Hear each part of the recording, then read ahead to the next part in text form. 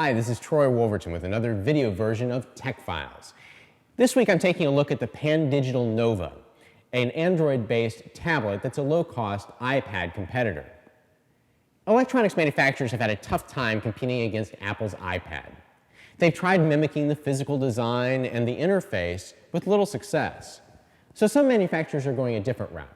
They're trying to compete against the iPad on price. Earlier this month, Pandigital introduced a new line of Android-based tablets that each cost less than $190.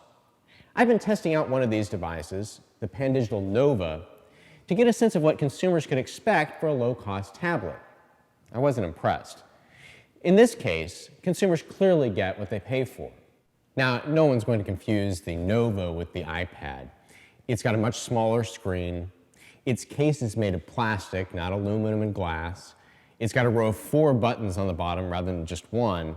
And its screen is set inside the case rather than flush with the surface of it. None of those are deal breakers, of course. I actually liked some tablets that have had smaller screens. And my favorite Android tablet to date, the Galaxy Tab 10.1 from Samsung, also has a plastic case.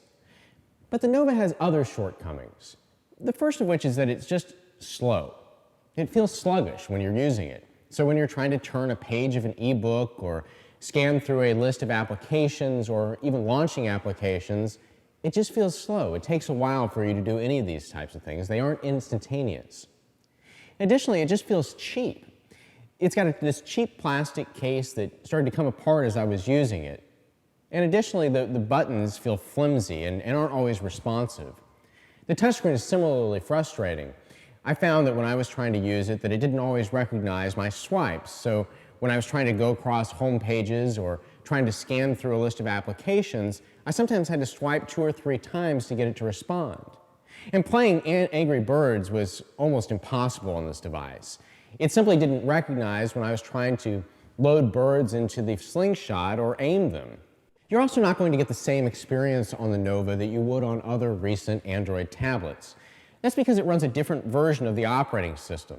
Instead of the honeycomb version that's on most of the recent Android tablets, you get an older version of Android. That's not necessarily a problem, but what is a problem is you don't get access to Google's Android marketplace. So if you want to get access to any of Google's applications, you can't do it on this device because there's no way to download them. The Nova has one other big problem, and that is that it doesn't have enough storage to be terribly useful. It only comes with 4 gigabytes of storage, which means that you have to go out and buy an additional memory card to be able to load a decent number of applications or music or movies on the device. That's not a huge problem in that memory is fairly cheap these days, but it does mean that the $190 price is somewhat deceptive because you're actually going to have to spend more than $200 to have a decently useful device. To be fair, Pandigital wasn't trying to recreate the iPad with the Nova. And you shouldn't expect them to. For a device that costs something like $300 less, you're not going to get the same experience. But instead of feeling like a bargain, the Pandigital Nova just feels cheap. I'm Troy Wolverton with Tech Files.